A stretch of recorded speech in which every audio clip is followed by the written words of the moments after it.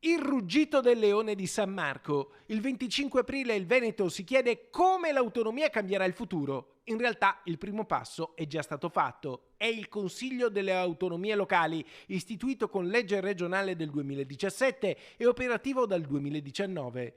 Quello del Covid poi è stato un tempo sospeso, ma ormai, con il ritorno alla vita, pochi giorni fa anche il Consiglio regionale Veneto ha potuto fare una prima seduta congiunta coi componenti del Consiglio delle Autonomie Locali, 24 rappresentanti di comuni, province, unità montane, Unione delle Province Venete e associazioni dei comuni.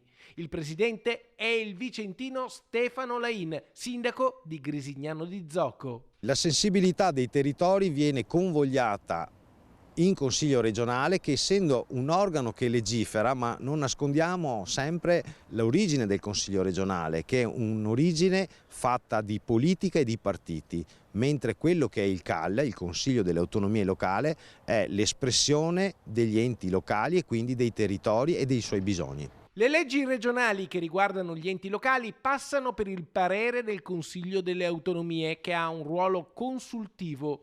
Una delle questioni che vengono affrontate è la sanità, con la carenza dei medici di base. Quello che possiamo fare come enti in toto, quindi enti locali ma anche a regione, è quello di incentivare affinché i nostri giovani possano intraprendere la carriera di medico, di infermiere e quindi in materia sanitaria. Altro tema è il riordino territoriale, che mira a incentivare le fusioni tra comuni per razionalizzare i costi e dare più efficienza ai servizi. Abbiamo la consapevolezza che piccoli territori, piccoli enti veramente sono in grandissima difficoltà. Difficoltà sta nel personale, difficoltà sta nelle entrate e quindi ci troviamo in alcuni comuni dove c'è il sindaco che fa le carte d'identità, quindi siamo veramente al paradosso.